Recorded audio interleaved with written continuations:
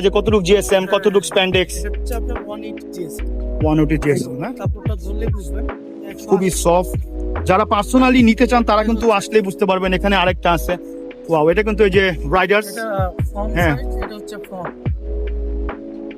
খুবই সুন্দর, খুবই হচ্ছে সেটাতে বলছে এগুলো এক একটা এক এক স্টাইলের শেষ নেই। স্টাইলের শেষ নেই না? এখানে আপনি আর এগুলো হচ্ছে প্রাইস 500 থেকে 600 এর মধ্যে, 600 মধ্যে। আর বেশি নিলে দামাদামির অপশন আছে।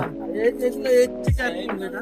একটা সেটা নিয়ে আমি এটাও মায়ামি না? 60 জিএসএম, এটার পিছনে ব্যাক হচ্ছে। একটু পিছনে পিছনে ব্যাক প্রিন্ট না, কিন্তু একটু ট্রান্সপারেন্ট প্রিন্ট।